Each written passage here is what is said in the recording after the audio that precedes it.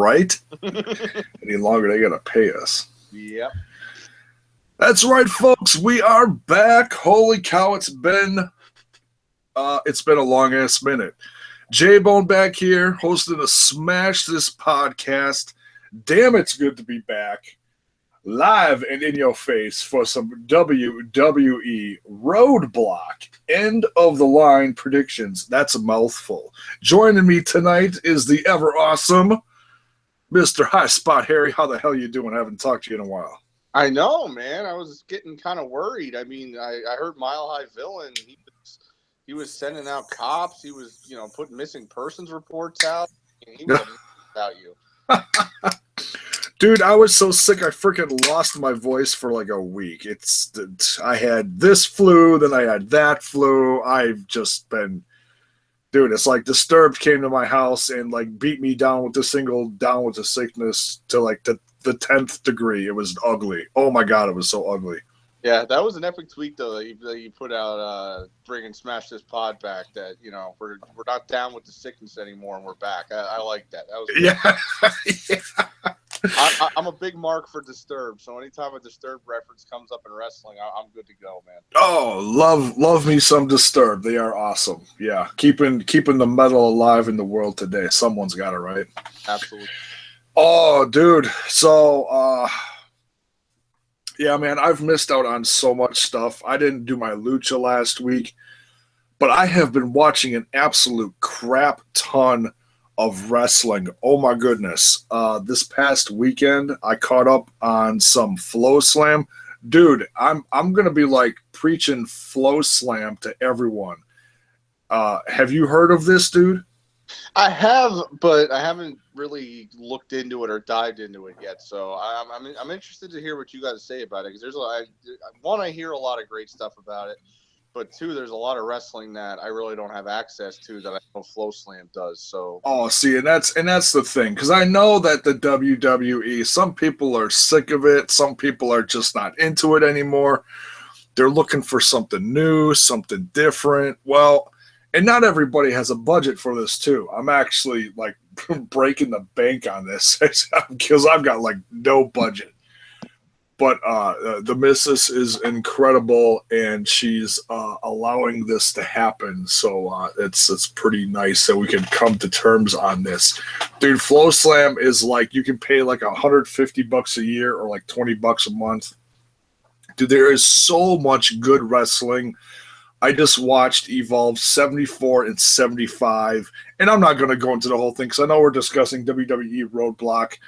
But dude, I'm just preaching it to everyone, dude. Seriously, if you're not sure about it, go to the YouTube channel. They're putting up some matches there of some recent stuff. It's all up and coming guys that are just fan-friggin-tastic. It's unbelievable. Yeah. What are all the promotions that are on there? Evolve's on there. Beyond just had a show on there. TNA on there? No, TNA is not on there. House of Hardcore just had their first show on there. In fact, I ordered it right before that show because that show was hailing from the great Milwaukee, where I'm from. Wow.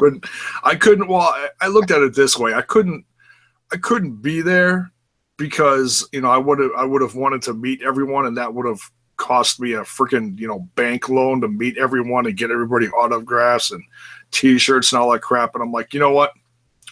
I can't do all that. I'll order it on Full Slam and get the best seat in the house. Yeah, absolutely. Good segue. I was going to bring this up at the end, but this Friday I will be at House of Hardcore in the better city, in my opinion, of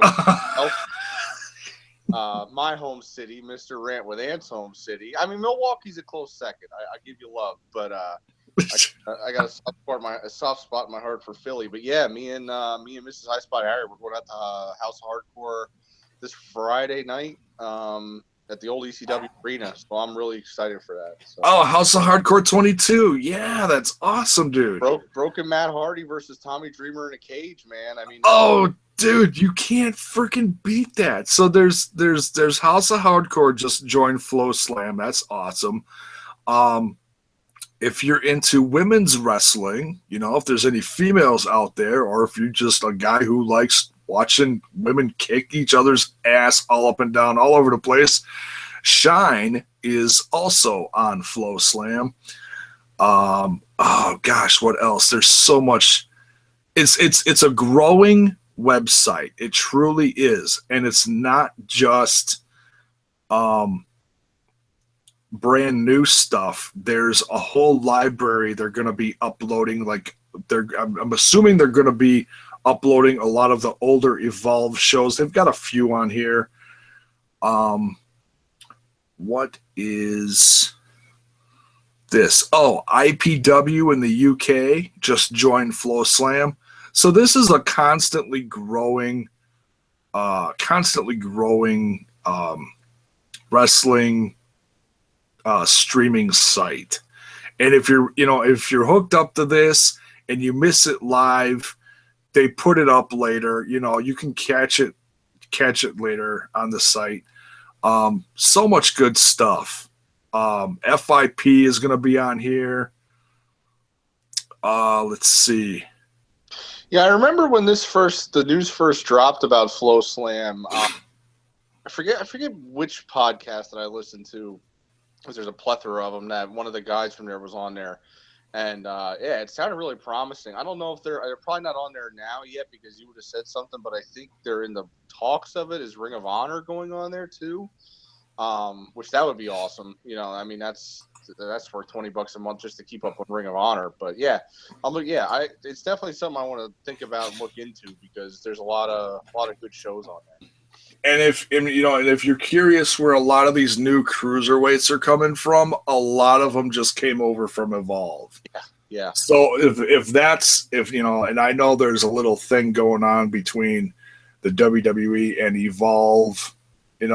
I think they're, obviously they're keeping an eye on, bringing over new talent, but that's definitely one of their hot spots. Yeah, and it's a cool feeling to watch these guys, from an independent standpoint, and then they get on WWE TV, and you could be, one of those fans that saw them before they made it. I remember, a couple weeks ago, and he really hasn't even been on TV yet, but when Big Damo was confirmed that he got signed by NXT, you were the first person I messaged, because you were the one that showed me Big Damo over at Revolution Pro Wrestling in the UK. Oh, man, that dude is a beast. Dude, yeah, it's like, now this guy's in NXT, man. We knew him, we were praised him before he was anywhere near WWE, so that's a cool feeling. Oh, yeah. Yeah, I've been kind of trying to branch out my horizons in wrestling, just because there is so much good stuff out there. And if you are a diehard wrestling fan, you really should take a moment to go check it out. It's, in my opinion, it's well worth the investment, because there's so many good shows a month, and you're basically, if you don't paying for one show, and you're getting the rest of them for free, is how I look at it, Yeah, and it's like you said in the beginning, there's people that, are disappointed or don't like the way the WWE programming or booking is going, and there's other things out there. I mean, we've been saying that for how long now, JAYBONE, with Lucha Underground. Oh, seriously. Seriously, yeah. There's so much wrestling out there. If you're a real wrestling fan, a diehard wrestling fan, I mean, WWE's far from perfect in a lot of people's eyes, but there's good stuff out there, and you just got to go out and find it. That's what we did with Lucha Underground, and look where that's going. So, oh my God, it's all Lucha love here, dude. Right here on Smash This Podcast, dude. If you listen here on a regular basis, you know that. You didn't bring it up though. I got some heat with you, man. We haven't talked Lucha Underground once this season. Oh, dude, it's just a matter of timing, man. I don't know. I feel like you're letting Mile High Labs take my spot, man. That hurts. Oh man, I like to go live after the show, and it's nothing against you, dude. I know. You know I love you, man.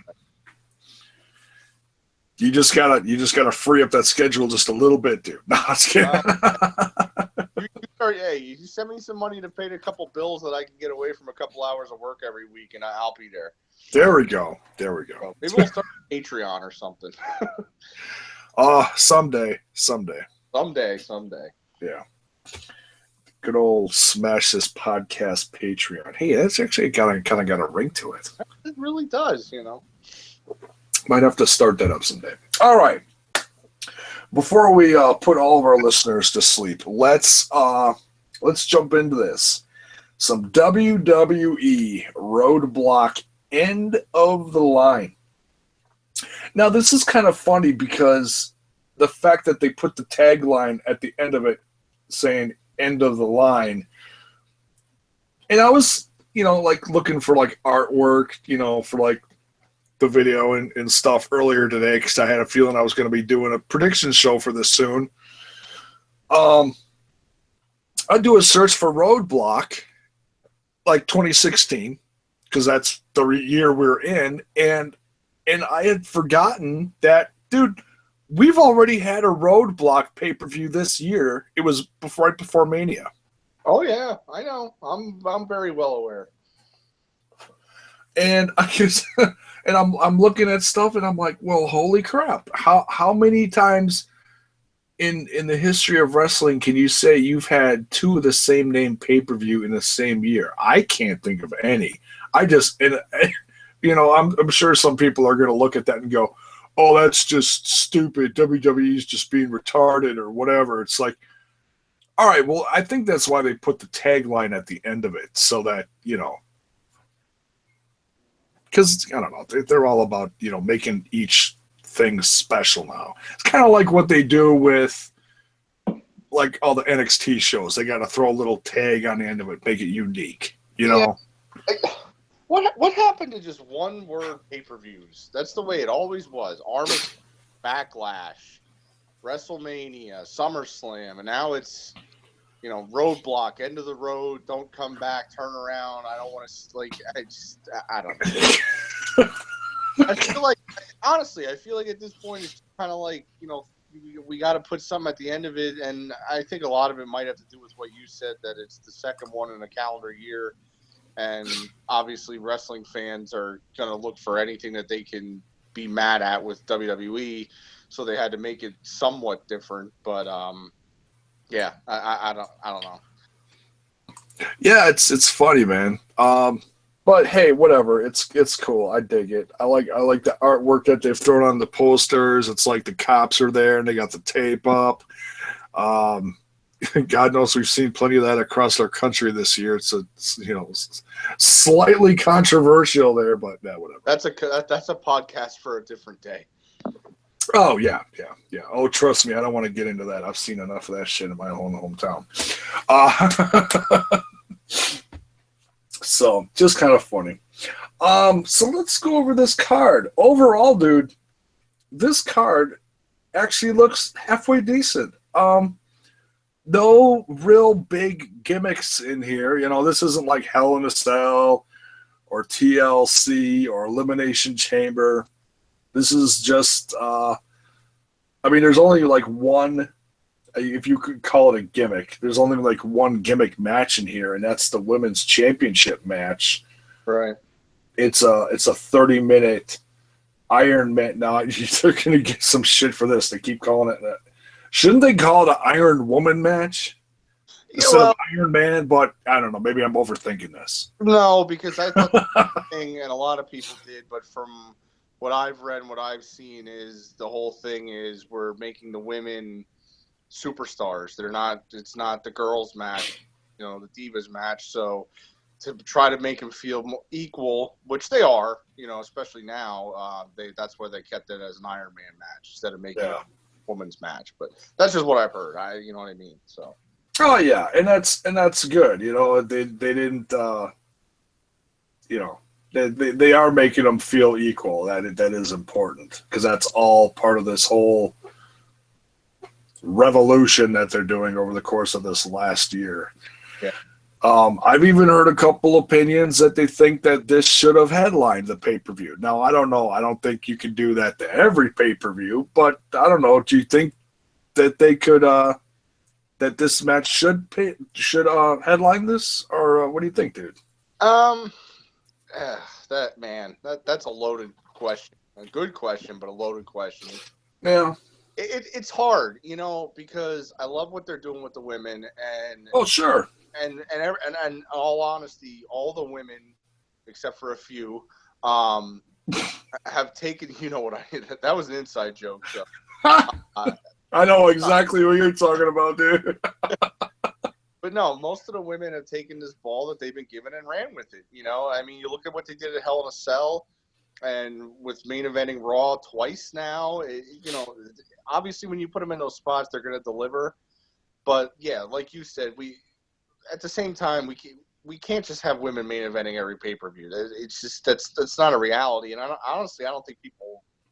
You might think you want that, but you don't want that. And I mean, as much as the women's championship, the Raw Women's Championship should equal to the Universal Championship to a point, I think more often than not, unless it's a really, really deep-rooted story and match, that the men probably should keep main eventing these pay-per-views. But, I mean, semi-main event, that doesn't, look at where we came from 3 years ago. I mean, that's huge. So. Oh yeah, we're not doing a lingerie 30-minute Iron Man pudding match, you know, or a 3-minute Divas Championship match that opens a show that nobody cares about. So right, yeah, they're giving them time to, they're headlining Raws, they're giving them time in the ring, and some people are pissed that they're hot potatoing the championship back and forth. My personal opinion on this, and then I'll ask you your opinion on this too, because I really do want to get your opinion on this. I look at it like, hey, as long as the matches are good, I don't care if the championship goes back and forth a few times, because Charlotte and Sasha Banks are both, oh shit, I don't know what. They're both like 3-time champs now or something like that. Yeah, they're both 3-time champs. So, I mean, does that piss you off, dude, or don't you care? It's not that it pisses me off, but they're not the only ones on that Raw roster. And from the women's standpoint, you have Bayley, who I got a soft spot for Bayley, and her time's coming. I really do think she's going to be in the WrestleMania match, but absolutely, yeah. There's other women on that in the Raw roster that a lot of fans would like to see in the title picture, and I think that's one of the big things of why this is kind of a subject that people are kind of raising flags for. One of my biggest gripe, and I got to give credit where credit's due because he said it first, but Jason Maltov on New Age Insiders, he said it too, and it really just resonated with me, is I just feel like when Charlotte has the belt, we're looking at months. And when Sasha has the belt, it feels like she has it for like a week or two. And that I don't like. I would like to see Sasha with a real run. I just feel like even though this is her third run with the title, it just feels like if she gets to the next pay-per-view, it's gone. And it might be the same thing with Charlotte, where Charlotte wins it at the pay-per-view, and then a couple weeks later on Raw, she drops it to Sasha. But from what I see, it just feels like Charlotte is one that's getting the long reins and really kind of making something with that belt, and Sasha really hasn't yet. That's my only gripe about it. But like you said, yeah, you give these girls any match, they're going to tear it down, and they're going to do it on Sunday. That's a guarantee. What they did on Raw a couple weeks ago, that was revolutionary, and that was an incredible match. But eventually, you're going to have to get away from Sasha Charlotte. You can't keep doing this for, it's going on almost a year now. Actually, probably right around a year. So you're going to have to branch out eventually. Yeah, between their feud in NXT and then coming to the main roster now. Yeah, it's been a while. You had right when they all came up, it was the 3 teams, and then they were feuding there, and then it was WrestleMania, and then they feuded there. They feuded after Mania. You got to do something different eventually. Oh yeah, Yeah, and I think some of the hot potato wing might have to do with, in a sense, you could say, kind of like luck of the draw, or the fact that Sasha Banks has been, I don't want to call her injury prone, because then you're almost like, you got a bullet in you and you one foot in the gutter and the other one is in the grave already. You're on your way out of the company because they can't trust you anymore. They don't want to do anything with you anymore. But, I think she's had a small string of bad luck as far as a few ill-timed injuries go. If they're not doing much with you and you get injured, then everybody loves a comeback. Okay, I'm going to go get healthy, make a comeback. Hopefully they'll do something with me. And, and they've been pushing Sasha. I think they've been pushing her like to the moon. It's just whenever she starts getting hot, something happens to her, So hopefully she stays healthy now, and who knows what'll happen Sunday. But let's jump into the rest of this card. We'll come back to this match in a little bit. Let's see. We got a kickoff match, which Ryback on it? Is what? Is Ryback in it? No, dude. Ryback's been busy with Tommy Dreamer's House of Hardcore. Ryback hasn't been around for a little bit. I know, it was a sarcasm. No, I know. And thank God he's not at House of Hardcore this Friday, which I will be at. Highspot Harry will be in the crowd. There you go. What's funny though is someone just said, and in fact, I even tweeted about this last week. Oh, Booker T on it was like 2 weeks ago. Booker T on the pre-show to, what was the last one? TLC? Yeah. Somebody brought up Ryback. And they said that somebody, Kalisto scared off Ryback. They said, I know, dude. It's freaking laughable. It's like, wait, what? I gotta look that. Are you serious? Yes, dude. I swear. And like I said, I even tweeted it out. Like, oh hell no, you did not just say that, Booker T. Damn. It was one of those like shucky ducky quack quack moments where it's like, dude, just shut the hell up already. Oh god. They're pulling people like Lita and Jerry the King Lawler off of pre-shows. Dude, seriously, get the shucky ducky quack quack out of here. My God. We got to keep Booker T on there because he's going to be a banger in 4 years. So that's good PR for WWE. Oh, dude, he's going to shucky ducky all the way to the freaking mayor's office.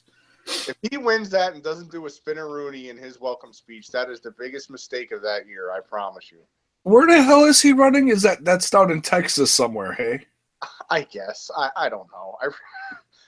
I don't know what it is with these wrestlers because Donald Trump is in president now and he's a WWE Hall of Famer, but I don't know. All these Hall of Famers are gonna get the running for office bug. Yeah, great. Lawler's gonna run for an office soon. He'd be perfect in the freaking, I don't know. Some office, I don't know. Memphis, nowhere near me. Just keep him in Memphis. Oh, dude, he could run Memphis. It'd be incredible. Yeah, he ran a territory. Right now, why not run the whole state? Hell yeah, dude, and make puppies legal for everyone, or something. Anyways, right, let's get into this freaking card, man. All right, yeah, enough stupid shit. This, I'm so out of my element, dude. I haven't done this. Feels like for so long. I don't know what the hell I'm doing anymore. Neither do I, but all right. So we got a kickoff match.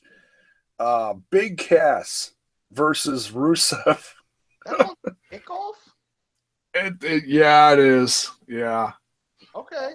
And that's fine because this is one of those ones that it's not a big storyline, but it's big enough that they made a match on the pay-per-view for. Dude, I'm laughing because I keep picturing Lana like almost naked in her robe, like trying to seduce Enzo. And dude, I laughed so hard when that freaking shit was on TV last week. You know what? I did too. I will say that was great. But a lot of people, wrestling fans clamor for Attitude Era to Attitude Era. That was Attitude Era. This entire storyline is Attitude Era. Just because Lana wasn't in a thong or whatever in her room, that was Attitude Era.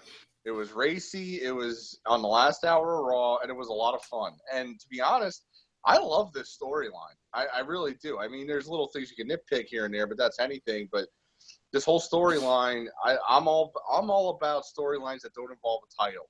Yeah, and I feel like, excuse me, I feel like WWE over the past few years, if there's not a title involved, the storylines are just kind of, null and void. And to see storylines like this where you got a tag team who really isn't in the picture right now because they don't need to be with the other people that are fighting for it, and you have Rusev coming off of a title loss, you got a good storyline here. You got a story, and, now we got to finish it. But I do. I really like it. And that was awesome.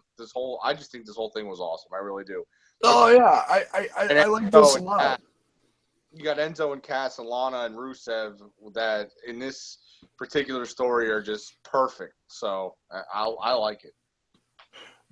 I'm probably way overthinking this, but dude, I can picture it now. Rusev and Big Cass are, they're two big guys. And whenever you get like two big guys in a ring, they're just clobbering the shit out of each other, dude. That's just fun. That's just old school big guys just beating each other up. That's just awesome in my book. Yeah, it's two trees trying to knock the other tree down. Exactly. Now, the funny thing is, while this is going on, you're going to have Lana like messing with Enzo. And if that ain't happening, Enzo's going to be on the other side of the ring going, how you doing? He's still going to, he got freaking just destroyed last week. And he's still going to be flirting with Lana. I can picture it now, dude. It's going to be hilarious. And then Big Cass is going to look out of the ring and be like, Zoe, stop it. What are you doing? That's what it is. He's like the mature big brother in this whole thing. That's what I mean. It's great. I'm surprised this is on the pre-show, to be honest. That's why I, reacted the way I did when you told me. It's surprising me it's on the pre-show. Yeah, I mean, it is what it is. I mean, I'm just glad it's not like the Cruiserweight 3-ways on the pre-show. This isn't for a title. This is just a lot of fun. And I think people are into this. So it's, whatever they throw on the pre-show, it's supposed to help you get excited for the show and or hopefully order the network. Right. So whatever. It's, it is what it is. So who do you think is... Just like, I don't care who wins this. I just want to see Enzo flirt with Lana some more. Yeah. No, I want to see that too. But I guess when it would come to a finish, I would like to see Rusev win, but I don't think that's going to happen. It's going to end in a DQ. That's just I don't think this story's done being told. Especially with Enzo not being on Raw this week, not being able to kind of put his side of the story out there and get his comeuppance. So whether it's Enzo interfering in the match or Lana interfering in the match, I think it'll be a DQ, but I think somehow Rusev will be the DQ winner. Okay. See, I think maybe Enzo's also going to come out like a full body cast or something like that. That's what I mean. It'll be something, yeah. And it'll be entertaining because if Enzo's in it and Cass, it'll be entertaining. But I just think it'll be some kind of wrestle silly, kind of funny, get us through this, and that's just the way it's going to be. But what do you? Oh yeah. I think Big Cass is going to win this one. Okay. But yeah, nonetheless, the fans are going to win. Because Lana's going to wear some hot little number out there, and they're not even going to care about what's going on in the ring. Should do. She should pull a Stacy Keibler. They want to go full attitude era here. Have her start flirting with Cass maybe, and do one of those Stacy Keibler numbers on the ropes where she starts pulling her skirt up real slow, distracts him, and then have Rusev just beat the tar out of him. That I'd like to see, for more reasons than I will admit. And this doesn't always happen. This is one of those things that happens like every great once in a while. The last time I saw this happen was actually in like New Japan, where it was Gallows and Anderson against I think it was against the Kingdom. And it was Bennett and Taven and Maria Kanellis was at ringside flirting with Carl Anderson. And it was the funniest shit in the world, dude. It was. I know the footage is on YouTube. Go look it up. Seriously, it's awesome. But yeah, this will be fun. It's nice little kickoff. You know, nothing too terribly important, but it's fun stuff. So, let's see what's next here. Oh my goodness, this is been getting interesting. This little number between Sami Zayn and Braun Strowman. Dude, I don't know about you, but I was on the edge of my seat watching Raw this past Monday night, and like wondering what the hell Mick is going to do with Sami Zayn. Yeah, they stole Raw this week, in my opinion. That whole promo segment, pretty much the whole story they've been telling, it to me is one of the things that really got me to love wrestling. Just these stories that really feel real.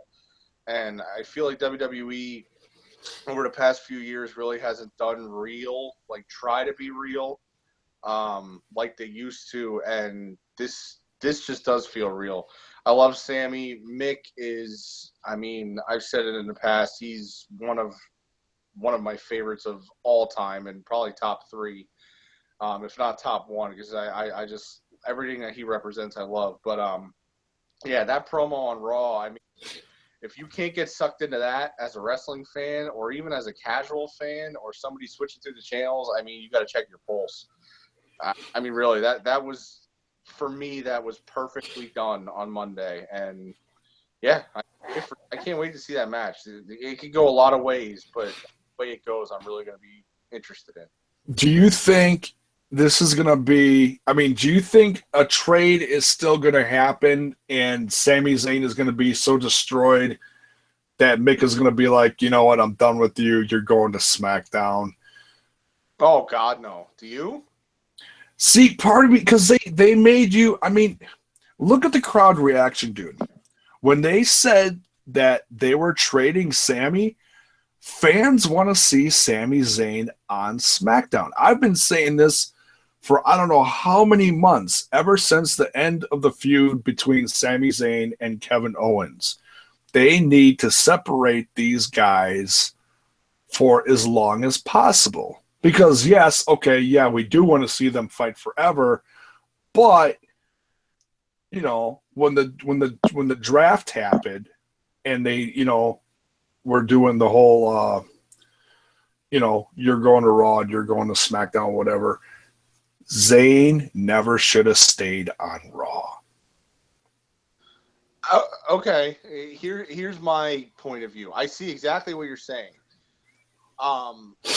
Should Zayn and Owens have been drafted to separate companies? In my perfect world, yes, because, you know, you look at Raw 2 weeks ago, and they had a match. For pure wrestling fans like you and I are, and probably the people that are listening are, we know the history between them. They had a great feud out elsewhere, and then they continued it in WWE, which is almost unheard of. So keep them apart, because the way it ended was great, and the way it should have restarted was somehow with something like Sami Zayn winning the Rumble, and he could challenge Owens on the other show, something like that. Because when those two get in the ring, it's magic. And I don't use that word lightly, but it's magic. Yeah. To your point, what you said with the crowd reaction, absolutely. People want him to go to SmackDown because the story they're telling you, Countless land of opportunities, and Sami Zayn is going to go from a guy who's basically a mid-card wrestler on Raw to he could be, in the title picture on SmackDown. It's the same reason people want Cesaro to go to SmackDown, and the same reason that Cesaro kind of plays with it on Twitter that he wants to go to SmackDown, because if he goes to SmackDown, everybody thinks he can be the world champ. Which, don't get me wrong, Cesaro, if they pull the trigger on it, he could. But they're just not. I think that's what we're looking at here. I think what we're looking at here is the story of that Sami Zayn is kind of following in Mick Foley's footsteps to a point. And I'll put my prediction out there right now. I don't think Sami's going to win on Sunday. I think he's going to lose. But I think he's going to have, and this is putting it in a stratosphere that it's not in, but he's going to have a Mick Foley, Undertaker, Hell in a Cell type match where just because he loses, that in the end he wins. You understand what I'm saying? Yeah. He's very good with the, in the ring. He's incredible at selling, and I just feel like he's going to really make the fans think that he's going to win this match. He's going to give everything out there, but at the end of the day, you put it on paper, you got Sami Zayn versus Braun Strowman, who's going to win. I'm sorry, but Braun Strowman's going to win. But with the way Sami performs, it's going to elevate him to the next level. And I think that's the story we're being told. I don't think he's going to get traded. And I think after Sunday, even with a loss, he's going to be in at least the next tier where he is from now. That's just my opinion. Yeah, it's just going to be really interesting to see exactly where they go. I mean, obviously, Braun Strowman's going to be on this dominating path with whoever next. It's going to be interesting to see what they do with Sami next. That's kind of a big question mark, it's like, okay, maybe they will trade him, maybe they won't. I don't know. I mean, I know Mick said that the trade was never there. I know he said that, but with the blank piece of paper and everything. Yeah. But yeah, no, you have a great point. And the Eva Marie thing, oh my God. I love Mick Foley. That was so. I know that he probably it was probably from the writers, but God, did I love that. Yeah. That sucked me in hook, line, and sinker. But yeah, I mean, you have a great point, because if you tell this great story that they're telling, and then you do nothing with it, I mean, really, what was the point of it? Because when this whole draft split first happened, brand split, whatever, Sami was kind of in the limelight for a little bit with Kevin Owens, and then he just kind of simmered off. He wasn't on TV for a couple weeks. If that's what we're going to do here, what's the point of what we're doing? You know what I mean? Yeah. So, what do you think? I mean, I put my prediction out there. What do you think is going to happen here? I think Strowman's going to win, and it's, this is kind of like one of those things where they always say, oh, well, Sami Zayn doesn't have to win this one. Fans are still going to love him, blah, blah, blah, blah, blah. And I think that's very true, but I think it's really going to depend on what they do with him next, and whether, like I said, if it's the trade or because he went through all this and maybe he would, go on to face Kevin Owens again for the Universal Championship or something. I don't know. I'm just, just throwing shit out there. But yeah, I mean, and we'll get into it, but throw him in the U.S. title picture. Something, yeah. Just even the tag titles. You find that you do a Cesaro Sheamus kind of storyline, but just give him something, because he is so incredibly talented, and he deserves it, and he needs it. People are behind him, and they're just going to get more behind him. He does. He's got one of the best entrances too. I'm telling you, I need to make that my alarm clock. I'll never be late for anything again. A little bit of ska, yeah. All right, let's see. Let's get into the WWE Cruiserweight Championship match. Triple threat. Rich Swann, who's a champ, defending against TJ Perkins and the Brian Kendrick. Are you a fan of this? What do you think of this feud going back and forth between well, I shouldn't say the feud's not between 205 Live and Raw, but I mean, the feud has been floating back and forth between the two shows, as in it's, you know, they're really showing it out there, you know, to everyone. Well, I'll make this certain subject, I'll make it short and sweet. Here, and I hate to be like this because there's certain people out there that I've called out on this that have done podcasts and things like that aren't, not that I'm not up to date, but I call out people that want to give an opinion on certain things that don't really know what they're talking about because they haven't seen what they're talking about. Yeah. I think I'm in the majority here, and I'm just really just not behind the cruiserweights right now. It's not working. But at the same time, I think we're in the very early stages of this division. I do think that they are behind it, and they do have big plans for the future. But for me, somebody who DVRs Raw and SmackDown, who has a very busy schedule, you know, it's hard for me to get behind this whole thing. And I did listen, I watched every episode of the Cruiserweight Classic. I thought it was absolutely incredible. And it showed light to me of a lot of wrestlers I never knew before that I'm big fans of now. Jack Gallagher, TJ Perkins, Noam Dar, you know, the list goes on and on. And oh, yeah. Yeah, absolutely. But the main roster transition has been rough. And I think that's kind of consistent among a lot of fans. But for me, right now, I've kind of checked out of the cruiserweight. And, you know, Rant with Ant, our good friend, said this a couple of weeks ago on his podcast. There's a certain point, man, we got lives. We have jobs. We have families. We have other responsibilities. All these different shows. I mean, you can't watch them all. And I've realized that. I haven't watched 205 live yet, any episode. I just don't have the time, J-Bone. You know. Oh, I hear you, man. I got a full-time job. I work overtime. I have 2 part-time jobs. I have a wife. I have a beautiful daughter. I watch Raw. I watch SmackDown. I make sure I keep up on NXT. I make sure I keep up on Lucha Underground. I can't watch 205 live every week. I just can't do it, and I'm not going to force myself to do it. Yeah. From what I've seen, I would say a title's going to change. I just feel like that's kind of what they're doing right now with the Cruiserweight title until, like I said, we're in the baby steps of it. I think they have a lot behind Brian Kendrick. So my prediction, even though I will fully say I'm not completely up to date on everything, is Brian Kendrick. I know it's a long, short answer, but that's my answer. I'll let you go the rest of the way because you're more caught up on it than me. So. Oh no, and that's fine. And I know there's varying opinions on 205. You know, I mean, there's people out there that are saying the cruiserweight division is dead. And it's like, dude, it's not dead. And I'll tell you why.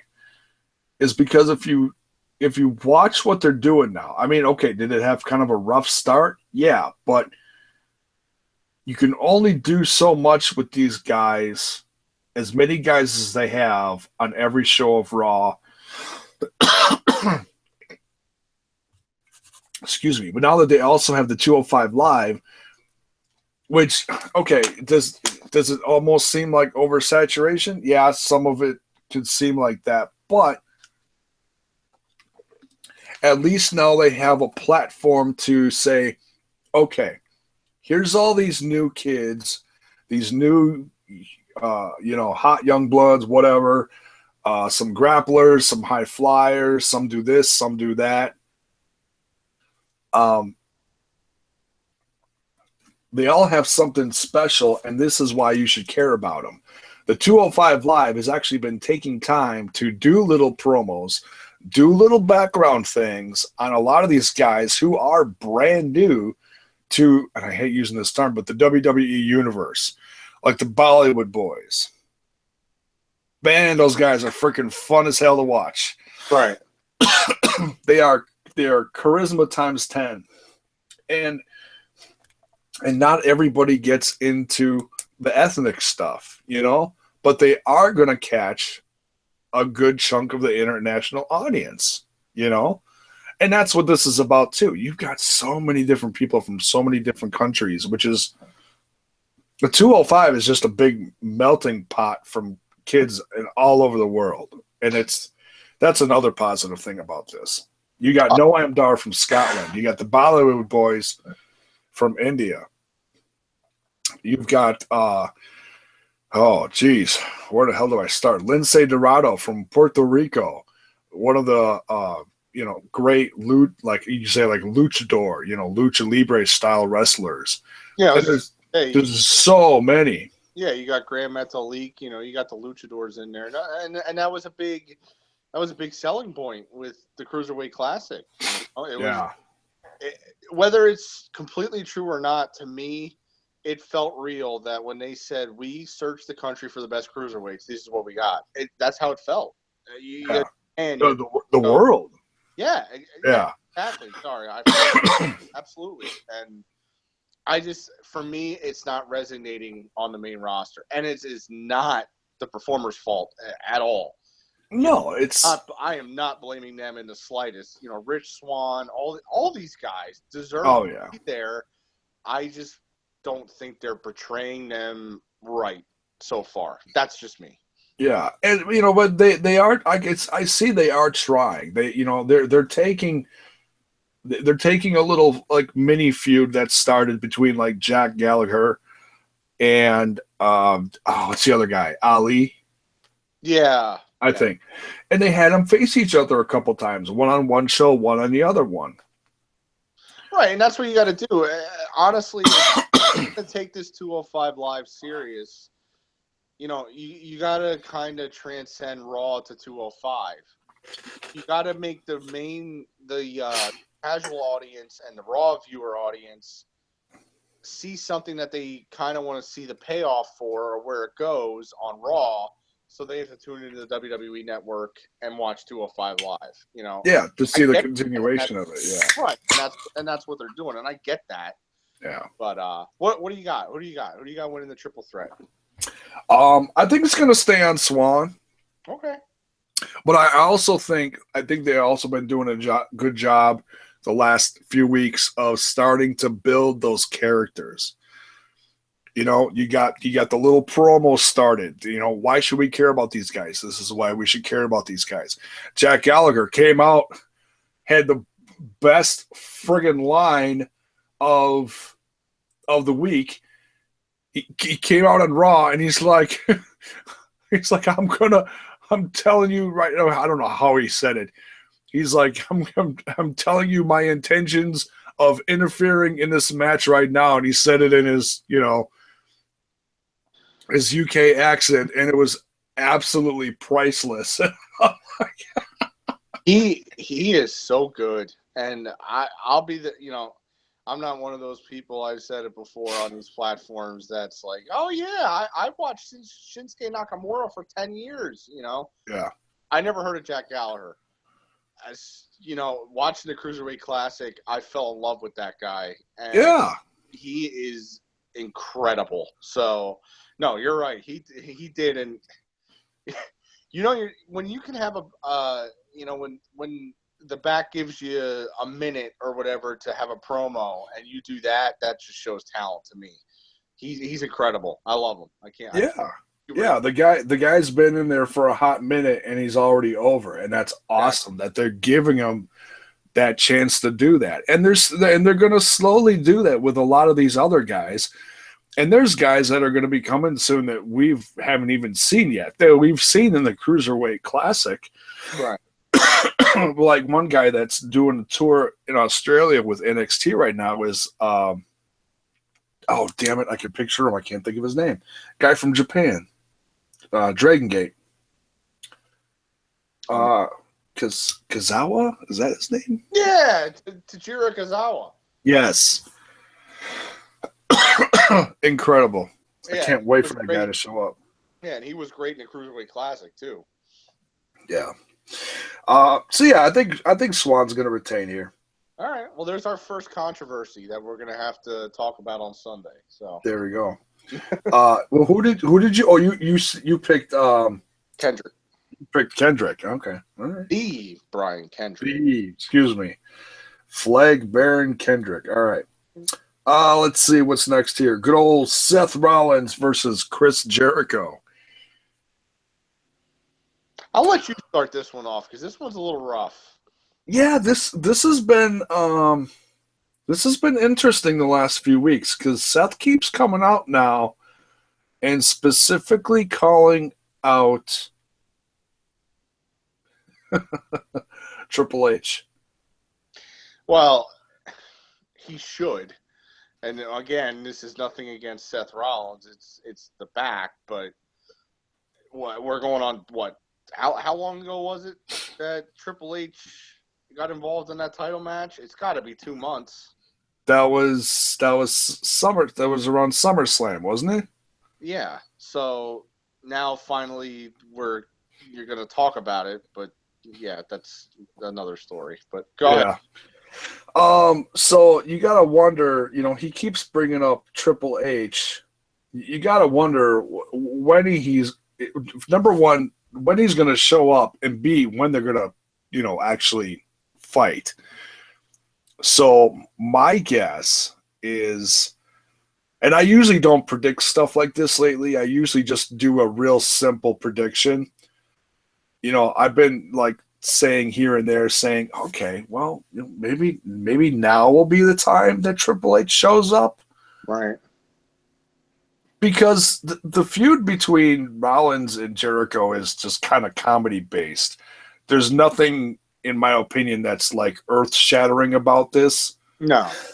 A lot of this has to do with the friendship between Chris Jericho and Kevin Owens. Oh, I'm just gonna be in a laughing jag all weekend thinking about this pay-per-view coming up. So yeah, I mean, these two are gonna put on I'm sure they're gonna put on a hell of a match. Seth Rollins, I don't know, he just really hasn't been doing that much lately. I think they're just trying to keep him healthy. I just think what we're in right now is, and it shouldn't have been done the way it was, but all we are right now is just kind of on the coast train until WrestleMania, where he faces Triple H. Yeah, there's that, and then that's just what I'm seeing. They're not going to put the belt on him, I don't think, right now, just because of that match. Obviously, that's where we're headed, and Seth's doing what he can do, and I just, when Triple H comes back, I don't know. I don't think it's going to be this Sunday. I want to hear what you have to say, but I just think that's what we're doing. We're just kind of coasting right now until we get into the WrestleMania build, and then we'll go full throttle with him and Triple H. Right. Once the Royal Rumble hits, then we're going to be, really starting to see feuds form. And maybe that's where it is. Maybe Triple H costs him the Rumble. I don't know. I don't know. Yeah, it's hard to say exactly what's going to be built around the Rumble besides the Rumble itself. I mean, I know, AJ is going to have some kind of championship match. There's all sorts of rumors floating around about that. It's also going to be kind of interesting to see what Kevin Owens is going to be doing. We don't even know if freaking Royal Rumble is a joint pay-per-view yet. We don't know if it's like the old draft where whoever wins can pick what championship they want. There's a lot of questions. Well, that's the big. They're, well, I don't know. I think they're selling it as one of the big four. They got to sell out the Alamo Dome. Oh yeah, they got a lot of seats to fill. So they gotta come up with something big. So. Yeah, and that's why Goldberg and Lesnar are in it. At least one of the reasons. Yeah, they'll be tearing it up, or at least they'll be in the Royal Rumble for a couple seconds. Yeah, a couple minutes. Yeah. They'll be in competition to see who can eliminate more people. Who knows? Yeah, that's another. We're gonna coast until WrestleMania, but yeah. Oh yeah. Gosh, I don't know. I think. Man, this one's hard. It's hard when they don't matter. I think that makes it even harder to predict. Yeah, Yeah, and it's not that the two guys don't matter because they're both doing incredible work right now. But they are. Chris Jericho's on the top of his game. He's completely reinvented himself with all this stupid list shit. Him to put Fozzy on the back burner and just Don't leave. Chris, please don't leave. I'll put mine out there. I think Rollins is just going to win clean. I don't think this particular match is going to have any kind of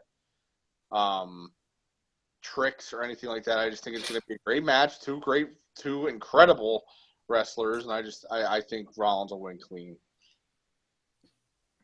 All right, I'm going to actually say that Jericho wins because of a possible distraction from one Triple H. Ooh, more controversy. Yeah. It's got to be getting close. So I'm going to say if the interference doesn't happen, fine, whatever. But nonetheless, I'm still going to say Chris Jericho wins. Okay. Now we can yell at each other about on Sunday. There we go. Let's see. And we're going to get into the 30-minute Iron Man match, the Raw Women's Championship. On the line between Sasha Banks, the champion, versus Charlotte. And when I looked this up on WWE.com, just writing down the card in my notes here, I excuse me, they've been doing so much hot potatoing, I forgot for a second who was women's champ. And then I look and I'm like, Sasha Banks. Wait, Sasha Banks is champ again? There's been like so much stuff going on back and forth. I'm like, wait a minute, is that right? Listen, you just sold me 20, 30 minutes ago about how as long as they're putting on great matches, that's all that matters. Now you want to say you forgot who the champion was. What are you doing to me, JAYBONE? It's, I don't know. I don't know. Maybe it's the 95,000 hours of content a week that we all have to watch. Maybe that has something to do with it. I don't know. It is. It's a mind scramble. It really is. Busting your balls, man. It's. I watch entirely way too much professional wrestling, folks. Yeah, so do I, but we never watch all of it. That's the thing. No matter what. Oh, I think my head would explode. Yeah, exactly. If you don't mind, I'll put mine out there first. Go ahead, dude. I think one of the chapters of the story we're telling right now with Charlotte and Sasha is that, and with Charlotte in particular, is that Charlotte wins at pay-per-views. Point blank, end of story. She's yet to be pinned or submitted in a one-on-one match on a pay-per-view since she came to the main roster. And they're going to bring that up on Sunday, too. Oh, yeah. So I think we're going to keep telling that story, unfortunately, and I think Sasha's going to go into what I talked about earlier and what feels like a 2-week reign. And I think Charlotte's going to retain. I think Charlotte's going to take the title back. I know it's going to be an incredible match. If anybody hasn't seen Sasha and Bayley's Iron Man match in NXT, you need to, because it was incredible. Oh my God, yeah.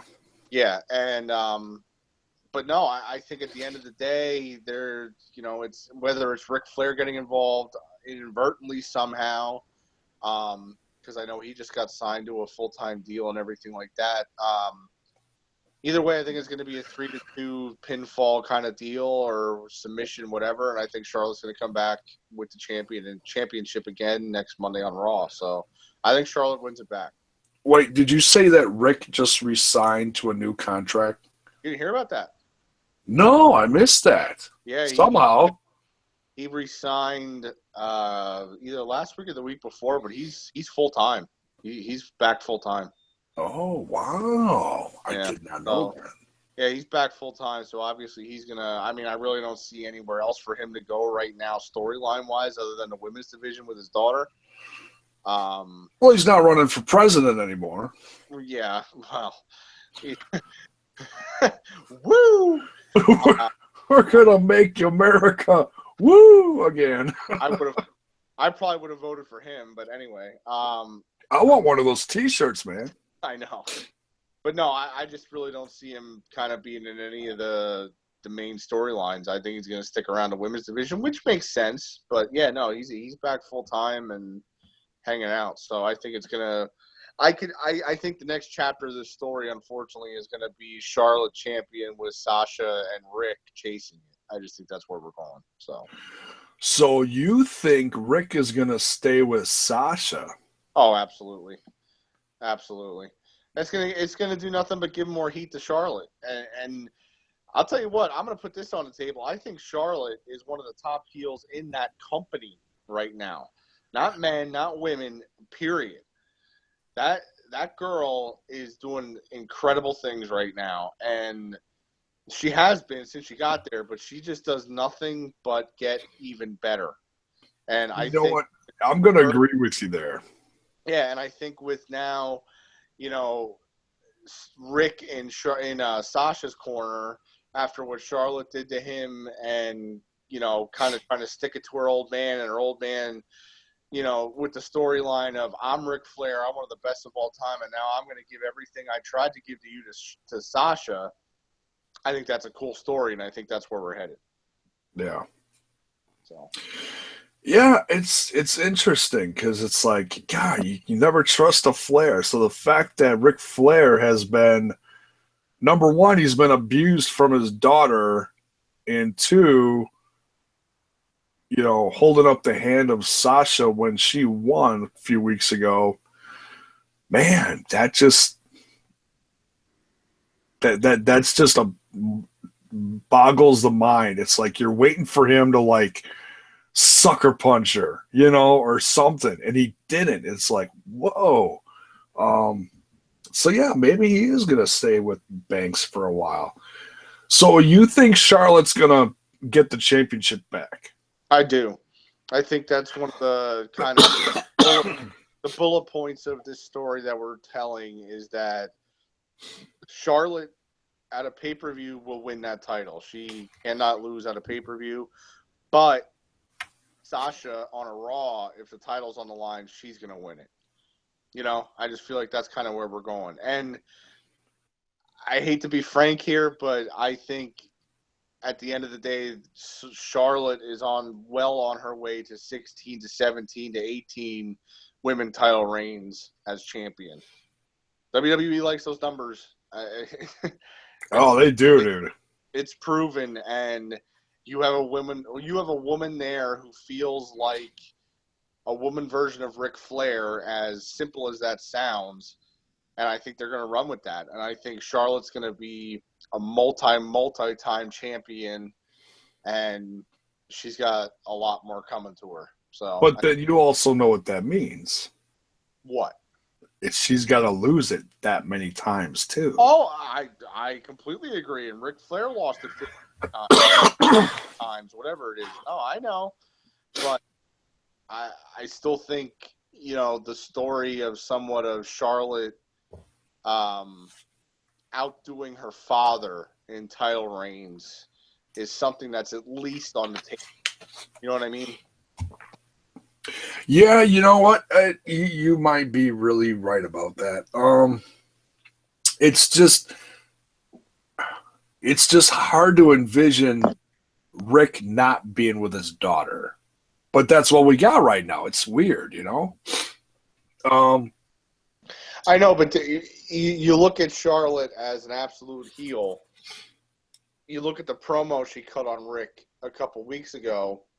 Ric Flair is one of the best of all time. I think anybody that's a true wrestling fan can agree to that. Oh, yeah. Whether he's a heel or he's a baby face, he can either get heat or he can get sympathy. Rick going out there and crying with Sasha over some of the things that Charlotte's going to say or do is going to get sympathy. And in the end, it's going to get sympathy to Sasha. And when she does win it again, which she will, makes it even better. I just think that's where we're going. Then you think the feud continues between the two? Do you think it's going to go to somewhere else? Like, do you think? I don't Because know. eventually someone like Bayley's got to jump in there somewhere. It's hard for me. I just think long term we're looking at Bayley Sasha for Mania because Triple H knows that's money. We know that's money. We've seen it. I was at NXT Brooklyn, the first ever NXT Brooklyn, and I will still to this day say that is the greatest match I've ever seen live, which was Sasha versus Bayley when Bayley won the title for the first time. Oh, you were there for that one. I was, and oh man, yeah, I will. I have a poster from that card, and I will hold that as an heirloom for the rest of my life, and I mean that. They know that they have Bayley Sasha in their back pocket, and it's just a matter. They know it's there, and it's going to come out of Mania. That's just what I'm. That's my opinion. You do something with Sasha Bayley, whether you turn Sasha fully heel or you just do kind of a baby face, kind of a tweener storyline. Either way, you put Bayley versus Sasha for the last pay-per-view of the year, and it ends in whatever, and then you go to WrestleMania, and Bayley leaves WrestleMania with that title. You know it's going to be huge, and I think that's where we're headed. But as for right now, because even though WrestleMania is closer than we think, we still have a couple months to go. I do think this continues after Roadblock. I just see another couple weeks out of this. I know there was some things I heard about. They said on Raw that there's no rematch clause after this match or something like that. No matter what, I think we're just kind of coasting to WrestleMania. We're at that point of the year where we know what we're doing in Mania. We have it set down, and now we just kind of got to get there. And I think that's what we're doing with Sasha and Charlotte. Yeah. You know what? I think I'm going to agree with you, though. As much as I want Sasha to keep it. Oh, I do too. I think it is gonna hot potato back to Charlotte. I think it is. I just think that's the story we've been told, you know? Yeah. And you know what? I know there's people that are pissed about it. They think it like what's that word? Oh, tarnishes the title. You know, I don't, like I said, as long as the feud is hot and the matches are awesome, I don't care. Seriously, I'm good. I'm in. You know. So, all right. So Charlotte's winning it. Poor Sasha. Sasha can go cry on Rick's shoulder. Oh, that just got kind of creepy, didn't it? Hey, I think you're muted too. All right. What's happened though? I'm telling you. All right, let's get into this last match. In fact, I think it is. Yeah, it should be. The WWE Universal Championship match. Defending is Kevin Owens versus the United States champion, Roman Reigns. This is, to me, the biggest question mark on the card. It really is. I mean, I know who I want to win, but it's kind of, I don't know, man. I want to see Owens retain and really start making something out of this championship, because, I mean, there's been so much comedy revolving around the championship and the friendship and the list and all this BS. Right. I want them to get serious with this. I want them to start treating Kevin Owens with a tad bit more seriousness, that he is, like, in my opinion, one of the best heels on the brand, you know? Oh yeah, he's one of the best all around. I mean, I'm a huge Kevin Owens fan. And I just, because right now it just seems like the list is bigger than the championship, or the friendship is bigger than the championship. It is though, and it shouldn't be, but it is. And here's another example, like I said before, where you can't blame Kevin Owens because he's doing what he's told. It's the writers, and I hate to use that inside word of the bookers, but it's the way he's being portrayed. It's just kind of been lost in the shuffle, unfortunately. Obviously Jericho isn't doing this on purpose. Jericho's just that stupid talented that he can get stupid idiot and a clipboard over. I mean, honestly, he can. But he can go back and forth between Reigns and Owens and Rollins, and it's just goofy awesome. He's that incredible. I mean, he really is, but Kevin Owens is doing what he's told to do, and that's what it is at the end of the day. I love Kevin Owens. Like I said, I can't sing his praises enough. I have more figures of him than anybody else in my house. But I agree with you. To me, I hope this is the last kind of chapter of the comedic title reign of Kevin Owens, kind of like the AJ Styles with James Ellsworth thing. It was what it was. Let's get over it. Now let's really have a real reign. Obviously, we're destined to have a Kevin Owens Chris Jericho match at some point, whether that's the next pay-per-view or whether it's on Raw, whether it's at WrestleMania. Maybe it's Rumble. Well, yeah, there you go. Obviously, that's where we're destined to go. I just hope after that we get Fight Owens fight and let him do what he can do. So, but do you think Owens versus Jericho is for the Universal Championship? Oh, I do. Absolutely. Okay. I don't think Jericho will win, and my whole reason on that is just because of Fozzy. To be blunt and to be the non-sexy answer, I mean, it's common knowledge if you're a hardcore wrestling fan like us. You know, he's already pushed back his tour and his dates and releasing a new album because he's having so much fun right now. But he's going to go back to Fozzy. We're not looking at another two straight years of Jericho. It's not going to happen. So. No, I mean, he's already said that Fozzy is coming back in 2017. Right, that's what I mean. And I'm good with that because you know what? I actually am a card-carrying member of the Fozzy fan club. Yeah, I'm not going to sit here and say, oh my God, biggest Jericho fan, best singer of all time. I have all their records. No. I bought the last Fozzy CD, and I think it rocks. No, and I've listened to it too. They're not a bad fit. They're a good band. I mean, but I think they're finally starting to be taken serious. Oh, I do, and that's the whole wrestler kind of marquee thing. You know, well, you're just famous, so now you want to have a rock band thing. But that's not Jericho. But that's a conversation for another day.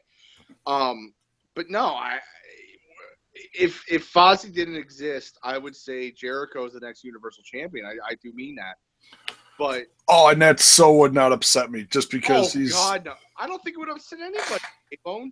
He's one of the most over people in that company for either brand. If you listen to that pop from Raw in Philly, my hometown on Monday, he got the pop of the night. Period. Watch Raw back. His music hit. He got the pop of the night. And he's a heel. I mean, imagine if he turns that list and he turns himself face. I mean, he's the most over guy there. But no, I just, if it wasn't for Fozzy, I would say we really got a good chance of Jericho holding the title again. Yes, I do think it will be for the Universal title, but I think it'll be one of his last kind of end of the feud, and of his feuds in this particular run, and that Owens would keep it. But yeah, that's where I think that would go. Poor Reigns hasn't been brought up in this conversation about Owens at all. Well, he shouldn't be in that conversation, but we'll get into that. So, I mean, do you think Reigns has a chance at all to become the United States champion and Universal Championship? I don't see a reason why. The only reason why I would see them do that is if you see like a major switch in heel face, like finally make Roman heel, and obviously Kevin would get the babyface push then because he could do both because he's hilarious. Yes, but it's not going to happen. And here's my argument, and I will take this to the bank. Okay. You had over 100,000 people in AT&T Stadium for the main event of the biggest wrestling show you've ever put on last year at WrestleMania 33, you knew, and when I say you, I mean WWE, that if you had Roman Reigns beat Triple H clean, that show will end in boos. Period. Yeah. They still went with it. That still didn't deter them from keeping Roman Reigns as, in their eyes, a top face in their company. He's not going to turn. It's just, if he does, I can't even tell you when. I really can't. That was the only time. If you are confident enough that you're okay with 100,000 people leaving booing, that you have all these executives from the television shows, from the markets, from everything, that your show with 100,000 people ends in boos, and you're okay with that, then you're not changing. You're not. And he still gets the biggest boos of a 3-hour Raw. I know. And the whole thing is he gets a reaction, and look at the JBL says it every week.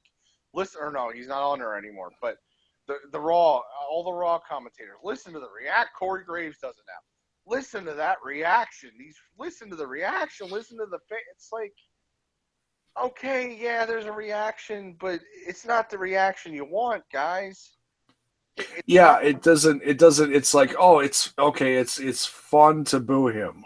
Right, and that's how I look at it. Now I know there's people that legit hate Roman Reigns. I don't hate Roman Reigns. I don't either. I still. I mean, I'm a diehard Shield guy. So I love Seth. I love Dino, and I can't say I love Roman Reigns, but the goddamn, he is a hard worker. His promo skills may not be up to par like some of the other guys. But man, that dude puts in the work. Seriously, you can't deny that. No, absolutely not. And he's safe, which is huge. He can go in and night out and put in matches that are safe, and then he will show up the next day. I think that's a humongous thing. I know that's a humongous thing for WWE. It's like Kane, right? Like you can't go wrong. It's like, and he's match with Kane. That's awesome. Right. And he's got the look. He's no homo, but he's a great looking guy. He's muscular. He's got the body. Dude, I'll say it. He's sexy as hell. Yeah. He looks like a superstar. I get it, but he's not what you think he is. And I just wish, they've thrown color at it a few times with the Bray Wyatt feud and other things. You're the chosen one. No matter what you do, you're perfect. But they're still doing it, and nothing is. I said this before, and I'll say it again. Roman Reigns needs to get off of TV for a couple of months, kayfabe it, whatever, and have him come back as the new evolution of Roman Reigns. We are still looking at Shield Roman Reigns for the 5th year now, 4th, whatever it is. His music sounds like the Shield. He looks like he did in the Shield. He does the same moves he did when he was in the Shield. Everybody's complacent over it, and everybody's over it. He's he's the only one that didn't seem to evolve out of that stable. Exactly. Nobody looks at Dean Ambrose or Seth Rollins right now and says, those are the same guys who were in the Shield. Yes, you look at them and you obviously say that, but from a full, perspective of them, they're completely different. They've evolved. Yeah. Everybody else in the course of time, The Rock, Stone Cold, Triple H, Undertaker, everybody's evolved. You can't be the same thing over and over and over again and expect people, even John Cena, you have to change. And I feel like Roman Reigns has not changed since he came on the main roster, and I think that's his biggest problem. Yeah, it's like Rollins turned into the White Power Ranger. Dean Ambrose turned into hooky, spooky, PG version of Mox. Right. And Roman Reigns stayed Roman Reigns. Roman Reigns is still Shield. Yeah. He is. He's still believe that, he's still... Right. I'm sorry, but if you're gonna you're gonna put the U.S. title on him, cool. everybody was like, fine, he took a step back. That's what we all asked for. Well, a majority of us asked for. But then it's like the next day, no, I'm fighting for the Universal title. It's like, well, why do you even have the U.S. title, man? What's the point? You're not doing anything for that title, which is the last title in this company that really hasn't gotten that push that everybody's been asking for. And I mean, look at the marquee. I thought about it when you started promoting us talking about it tonight. You look at the marquee for Roadblock. The picture, it's Kevin Owens holding the Universal title, and Roman Reigns standing next to him, or the Universal title, and Roman Reigns standing next to him, and he doesn't even have the U.S. title on his shoulder. I mean, what are we doing here? You're just putting a belt on the guy to put a belt on the guy? Holy shit! I'm gonna look at that real quick. I'm serious. Look at it. He doesn't have the U.S. title on his arm, and this whole match. I mean, you look at what you said with Rollins. When Rollins and Cena had their feud, and Cena had the U.S. title, Rollins had the WWE title at the time. Both titles were on the line. Okay, I get it. We've been told the story. Cool. The U.S. title isn't even on the line. So what is Kevin Owens going into this match for? What does he have to win? Why should he even care? Just because his title's on the line? Fuck it, then I'll take a count out. I don't need this match. You know what I mean? Yeah. And that's dude, you're right. I'm looking at this picture. Look, I'm telling you, man. I and you're the same way. We as wrestling purists as we are, we look at certain things and it's like, come on. And when I saw that the first time I saw it, what are we doing here? Come on. Yeah, you're right, dude. I mean, the match is for the Universal Championship, and that is important. But yeah, you're right. I'm looking at this picture right now, and it's not even over his shoulder backwards like he's been holding it, which is a disgrace. It's not there. That's kind of like the cool thing to do. I don't know. Yeah. It's like, some guys wear it, backwards on their ass like Dolph Ziggler, and they shake their butt and go, "Look at my butt."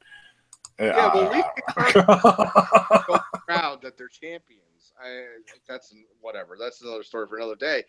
But you don't want to talk about Ziggler's butt? No, I'm just kidding. My wife. You want me to wake up Mrs. Highspot Harry? She will talk to you for hours about Ziggler's butt. But no, that's just the biggest thing that bothers me is I feel like this is a huge step back, not only for Reigns but for the U.S. title. It feels absolutely insignificant in this match, and I don't know. For me, as a wrestling purist, like I said, if you're gonna do it, then do what they did with Rollins and Cena, put both titles on the line, and then you're gonna invest people. But when you just have U.S. title Roman Reigns holder, but he's just holding it because you guys want him to take a step back, but he's still in the main event picture. It really doesn't do anything for me. It really doesn't. So you would have rather seen title for title? If you're gonna do it, then yeah. You know what I mean? Make it worth it. Because basically the story you're telling me right now is that Roman Reigns is still an absolute top contender. He's not a U.S. champion. He's higher than that. The U.S. title doesn't mean shit. Because when it comes down to it, he's going to challenge for the Universal title, and that's what means everything. Which is to a point, but you look at what Miz is doing with the Intercontinental title, it's a secondary title, but does it feel it? I mean, really? When Miz comes out, that is about the Intercontinental Championship. Even if he gets in a feud with AJ Styles, which he kind of did to a point, well, we're recording this last night on SmackDown, you still look at Miz as the Intercontinental Champion. Right. I look at Roman Reigns as the U.S. Champion. I look at Roman Reigns who's holding a title because they love him and they, the guys in the back, Vince McMahon, whatever, want him to have a belt. So, well, we can't put you with the big belt right now because the fans aren't fully behind you, so we'll give you the U.S. title, but we'll keep you in the main event picture and have you fight for the big title. And that's not right. It's not right. Yeah, the whole thing is just crazy. I still have no doubt that these two are gonna, beat the hell out of each other, which that's all I want, But I don't know. So then, yeah. So if Owens wins, where does Reigns go with his championship that he didn't even get to defend at this pay-per-view? Yeah. And who knows? Maybe they will change it up last minute and they will make it for both titles, which that will really make it interesting. But I don't see it happening. We'll see. No, I don't either. I mean, the go home show's over, J-Bone. You do it, and I see what you're saying, but if you do it on Sunday, I mean, what does it matter?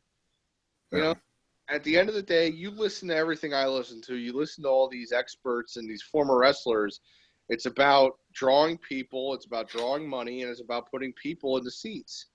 Yeah. If you bring that stipulation out the night that people are supposed to be watching and in the seats, that kind of validates the point. What's next for Roman Reigns? I don't know. And we'll get into predictions, and I guess kind of the easiest segue is I hate to keep putting my predictions first. It's your show. Oh no, dude, I don't care. I'm good. I love the discussion. So it's no, dude, stop right there. No, dude, go ahead. No, but you know what I'm saying. I respect the hell out of you, and I love what you do, and I can't appreciate enough having me on. But I mean, at the end of the day, what's next for Roman Reigns? I really don't know, but I don't see him winning that title on Sunday. At least I hope. I hope he doesn't, and I don't see him winning it. My biggest thing is if you give that guy at this point 2 belts, it's going to be 100 steps backwards. You think he's getting booed now? I mean, put 2 belts on that guy and have him come out. It's going to be even worse. And not only that, it doesn't make sense. It just does not make sense for Roman to have both of these belts, to have him beat Kevin Owens. How it happens, as much as I hate it, I think this is another one of those matches that's going to end somewhat controversial, somewhat with, blah, blah, blah happens. Somebody interferes, whatever it is. Whether Jericho may get involved to try to stop Owens, I don't know. But I think Owens keeps it. It'll be something that protects both of them. Obviously, that's a high priority for them. But I think Owens will walk out still Universal Champion. So, yeah, it's a hot mess, but it's fun. And like I said, I do feel bad for Reigns because he's holding this championship and he doesn't even get to defend it.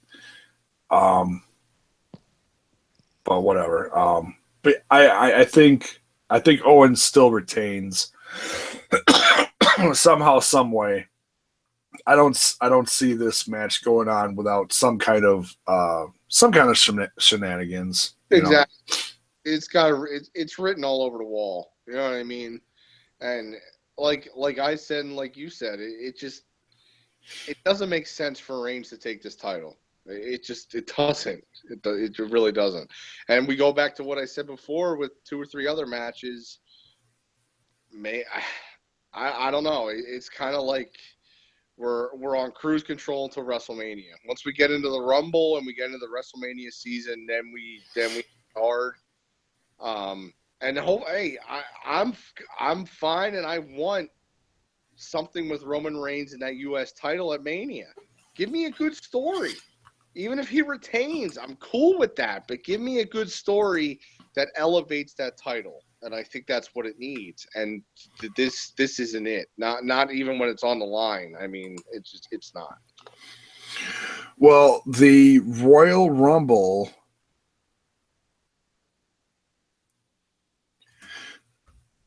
I'm just looking down the road here. Holy crap, the Royal Rumble isn't until the end of January? Oh yeah, man. We got like 2 more pay-per-views to go. I don't know what the hell they are because we have a pay-per-view every other week now, but well, that's what I'm kind of wondering what the hell they're doing. Royal Rumble is always within one of the first weeks of January, isn't it? That's what I thought. That's what I thought. Because you're looking at Mania in April, you got to have a good build-up. I thought that's what it was. Maybe I'm just smoking a lot of crack here. I don't know. No, it's hard to keep up with. That's one of the biggest problems with this brand split. Well, because I know Fastlane is coming to Milwaukee, and that's the last one before Mania. Somewhere else in there, they're also going to have the Elimination Chamber. And they just started selling tickets for that. Give me 2 seconds here. Roadblock. Yeah, I think Elimination Chamber's in Houston or something like that. Yeah, I think you're right there. Okay, here we go. That is February 12th. So that's 2 weeks after the Royal Rumble? I don't know, man. That's crazy. And then you got another month before Fastlane, because Fastlane is... Hang on. Dun, dun, dun, dun, dun, dun, dun. March 5th. What's that? That little that's a Taz show reference. That you know I watch Taz show. You know, Taz show. We're not here to promote another podcast anyway. Audio on demand. I'm sorry, Taz. Yeah, Taz is awesome though.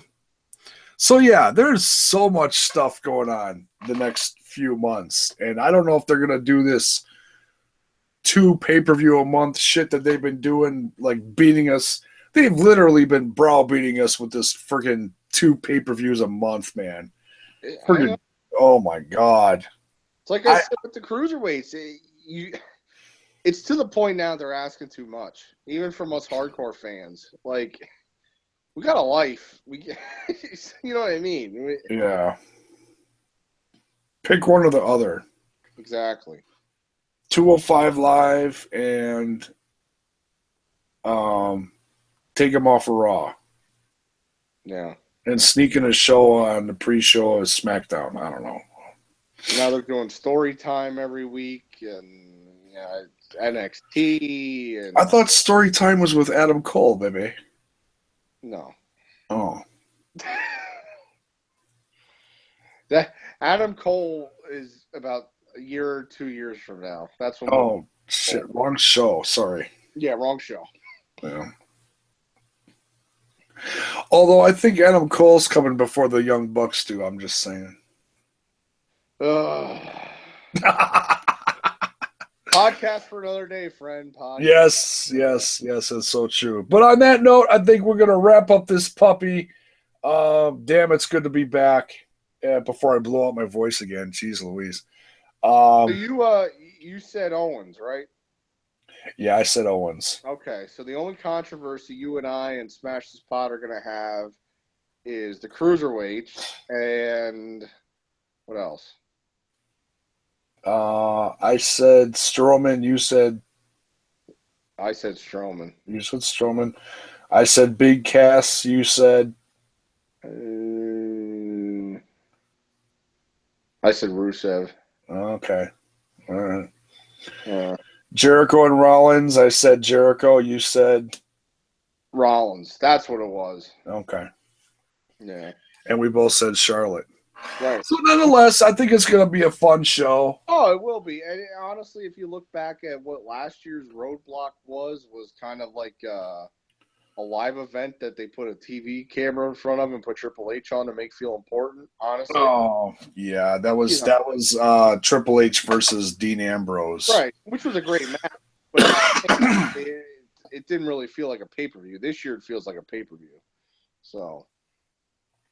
Yeah, this isn't the glorified house show. This is a real legit show with feuds and storylines and Lana. Oh my. Yeah.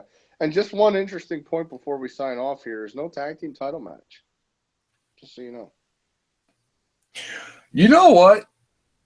The New Day has done such a damn good job lately, and they are the official longest reigning tag team champions of like all flipping time.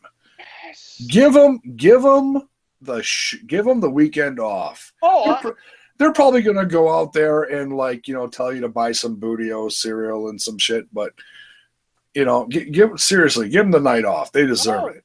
Yeah, no, I totally agree. I just think it's kind of an interesting point. You know what I mean? You got No, that is a very interesting point. Yeah. But man, dude, look at what they did on Raw. I mean, that Raw was really centered around them. And it should have been. Yeah, hats off to them. They started out the show with was it Cesaro, Sheamus, and Anderson and Gallows. Right. And then ended the show with another three-way match between them and Rollins. Was it Rollins and Reigns? And Jericho and Owens. And which really, oh my God, dude. I was on the edge of my seat for that one. I'll tell you what, if I was a betting man, I would have put money on that pop-up code breaker. That was the end of the match. Oh, hell yeah, dude. I thought right there and then they're going to do this. It's going to be a joke. Not a joke, but kind of, New Day got to within hours of being, like, oh, you almost had it? Yeah, exactly. That's where I thought we were going, and I saw that. I'm like, this is it. And, same thing. Hook, line, and sinker. They got me. But, yeah, that whole show revolved around them, and I know a lot of people are kind of saying, they're over New Day. I love them, man. I'm still invested as much as I was. I just think they're incredible. No, you know what? I love them too. I give them so much credit, and I even give the WWE even more credit for giving them the chance and the opportunity to do what they've done and made it as good and as big and as successful as it has become. They are the epitome of that old wrestling saying that Stone Cold made famous, that they made chicken salad out of chicken shit. They did. They really did. You remember what they started out with? I know you did, and I know everybody listening will. And I'm not being racist or whatever, but it was basically, all right, here's 3 black guys that aren't doing anything. We're going to make them preachers. And we're just going to be happy all the time. That ain't going to work, And they turned that somehow into, I'll put them on the same level as DX and Enda. They're not as established as that, but as far as 400 and some days of what they have been absolutely incredible, and they will go down in history, and they deserve it. They really do. Yeah, I'm glad they did it. And hats off to Demolition for being pretty. They've been pretty respectful about the whole thing. There's a little bit of controversy that goes along with that because I guess there's some kind of lawsuit out there. Right. But who knows if they're even really involved in it, because some of these lawyers just pick names out of hats to say, hey, I'm going to fight for you. We're in this lawsuit. And they go, wait, what? It's yeah. Oh, I can make money. Okay. Yeah, I'm in. Yeah. No. Yeah, no, I agree. And I know you're big on Twitter like I am, and to see the Young Bucks and to see Matt Hardy, Cody Rhodes, Bubba and Devon Dudley, all these guys, praising them and congratulating them on it. To your point, Demolition, they even are active on social media and said, congratulations to them and everything. So they were gracious. Yeah. They were. And I didn't mean to get off on an off topic. I know we're, No, it's a hot topic. I'm glad you brought it up because it is important to the Raw brand. Right. And, it's what is going to be interesting is, and I don't even really want to get into this discussion now, but it is who is going to dethrone the New Day. If Rollins and Reigns and Jericho and Owens and the Club and Cesaro and Sheamus couldn't do it, well, holy shit, then seriously, who's going to do it? Enzo and Cast at WrestleMania. Oh, my God, dude. See, this is why I have you on, dude. I love you. Just Vinnie Mac, I hope you're listening because we just saved your Raw Tag Team Championship match. You're welcome. How you doing? This ain't my first rodeo, brother. This ain't my first rodeo. Oh, my rodeo's been broken for a while. Anyways, awesome discussion.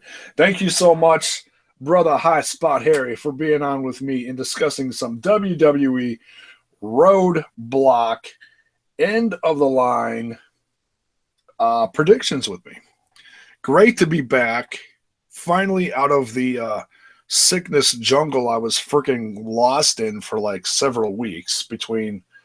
Oh, I don't even want to get into it. It was horrible. The next, I'll write a sci-fi horror film about it, and it'll be epically just nasty.